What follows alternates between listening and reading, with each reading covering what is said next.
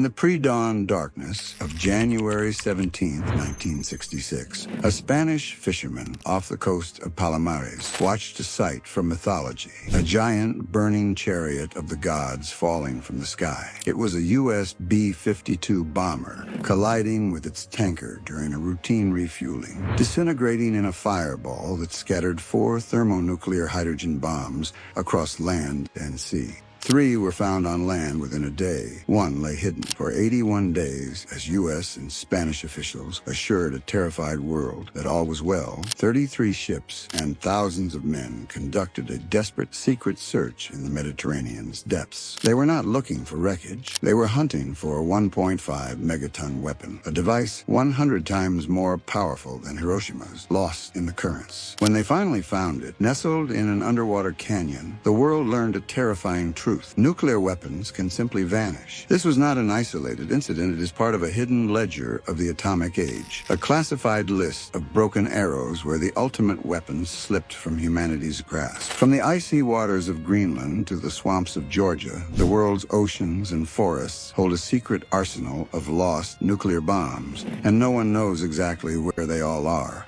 or when one might wake up. The official term is broken arrow, a U.S. military designation for an accident involving nuclear weapons that does not risk starting a war. Since the dawn of the atomic age, the Pentagon acknowledges at least 32 such serious incidents. But within that list is a darker, smaller subset, the weapons that were never recovered. The most infamous cases read like a map of Cold War anxiety. In 1958, a B-47 bomber on a simulated combat mission collided with an F-86 fighter over the coast of Georgia. The damaged bomber, carrying a 600-pound Mark 15 hydrogen bomb, jettisoned its payload into the waters of Wassaw Sound near Tybee Island before making an emergency landing. Despite massive searches, the Tybee bomb, containing 400 pounds of high explosives and enriched uranium, was never found. The military deemed the area not feasible for further recovery, leaving it buried under perhaps 15 feet of silt in a busy shipping channel. The frozen north holds another ghost. In January 1968, a B-52 carrying 4 hydrogen bombs crashed on the ice of North Star Bay, Greenland, near the Thule Air Base. The conventional explosives in all 4 detonated on impact, scattering radioactive plutonium and debris across the frozen fjord. In a monumental cleanup effort, the U.S. and Danish governments collected thousands of tons of contaminated ice and wreckage. They recovered and accounted for almost all of the nuclear material. Declassified documents released in 2008 tell a different story. One of the bombs vaporized completely upon impact. While its nuclear core was likely destroyed, its highly enriched uranium and plutonium were melted into the glacial ice and seabed, creating a permanent, diffuse radioactive scar. The official story of full recovery was a carefully maintained fiction to avoid a diplomatic crisis with Denmark. These are not relics of a bygone, careless era. The mechanisms of loss are a cocktail of human error, technological frailty, and the relentless pressure of perpetual readiness. Bombers crashed. Carrier planes rolled off the decks of aircraft carriers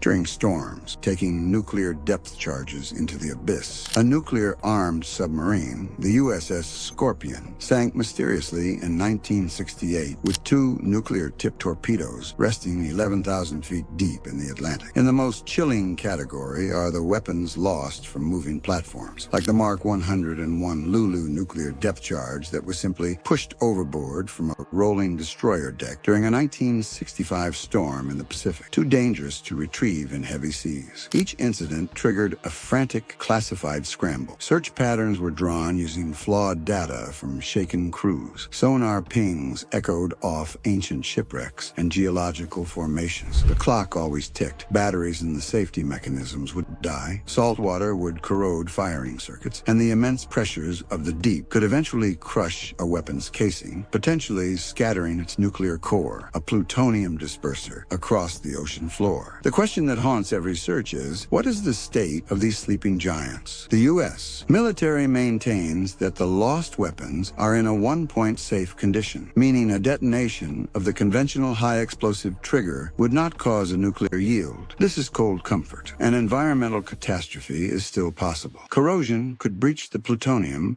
or highly enriched uranium pit, leaking radioactive material into the ecosystem. A weapon lost in a swamp, like the one from a 1958 crash in South Carolina, where the nuclear core was never found, buried deep in waterlogged clay, could contaminate groundwater. Furthermore, the security risk is eternal. While the technology is decades old, the fissile material, weapons-grade plutonium, remains potent for millennia. A non-state actor or rogue nation with sufficient resources and time could, in theory, mount a recovery operation, turning a Cold War accident into a modern proliferator's windfall. The hunt never truly ends. It just becomes more technologically sophisticated and secretive. The 1966 Palomares recovery, led by the deep-sea submersible Alvin, was a landmark in oceanography born from desperation. Today, agencies like the U.S. Navy's Supervisor of Salvage and Diving, SUPSALVI, maintain classified contingency plans and advanced side-scan sonar maps of every lost site. They monitor for radiation and corrosion, running constant risk assessments. The fiction of total control is maintained, but the truth is known to every officer in that chain of command. Some things, once lost in the deep, stay lost. The seabed is the world's largest museum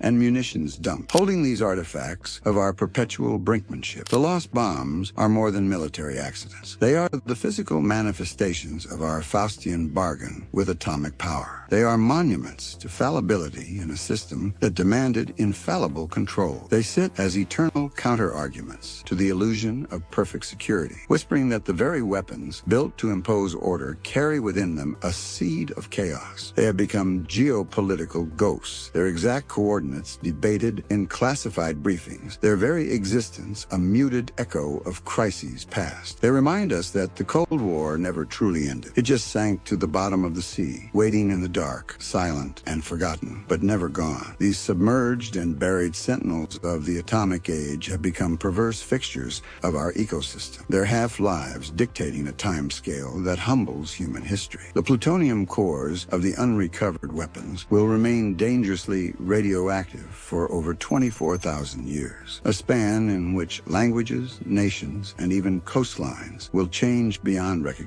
The bombs, therefore, present an almost philosophical problem of communication to a distant future. How do we warn civilizations unborn of the danger embedded in their soil and seabed? Scientists have grappled with this, proposing ideas like atomic priesthoods to pass down the knowledge or carving massive universal warning glyphs into the bedrock of sites like the Tybee Island swamp. The weapons designed to shape the destiny of nations have instead tasked us with sending a warning message across millennia, a stark admission that we created a danger we could not fully control and now cannot fully erase. The legacy is also measured in human trust and silence. In every location where a bomb was lost, from the farmlands of Palomares to the fishing grounds off Tybee Island, a quiet tension persists beneath the surface of daily life. Locals may tell unofficial stories, passed down through generations, of strange military operations, unexplained illnesses, or patches of land or sea deemed off-limits. Official denials and declassified documents create a fractured reality. The fisherman casting his nets over the Mediterranean abyss that holds the Palomares H-bomb, or the family building a vacation home near the Georgia swamp that holds another, live in a duality. The peaceful present versus the hidden, latent past. The bombs continue to detonate, not in a flash of light and heat, but in a slow erosion of public trust, in cancer clusters, and in the burden of knowing that a piece of the apocalypse is parked in your backyard. This institutional burden of secrecy has forged its own kind of perpetual machine.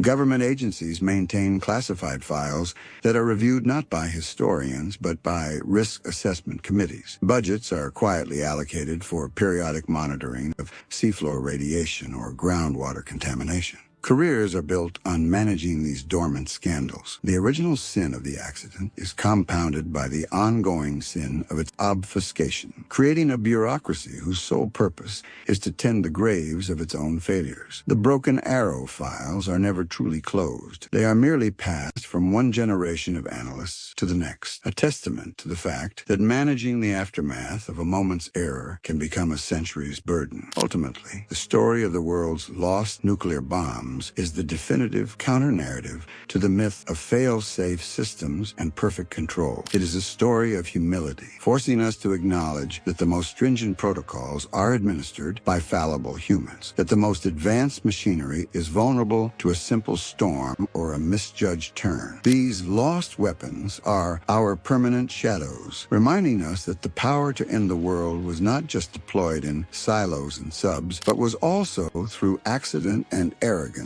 scattered into the wild, entrusted to the deep currents and the shifting silt. They are the unanswerable question mark at the end of the Cold War, asking us what happens when the ultimate deterrent becomes the ultimate lost property. This is the hidden reality we are committed to exposing, the fissures in the official story, the truths buried by time and classification. If you are gripped by the thought of these sleeping giants and the untold stories lying in the deep, then your search ends here. We delve into the archives of error, the annals of secrets, and the shadowed corners of history to bring these narratives to light. For more investigations that challenge the official record and reveal the unseen forces shaping our world, ensure you never miss a revelation. Subscribe to Unseen Real Files and ring the notification bell. The greatest stories are still hidden, waiting to be found.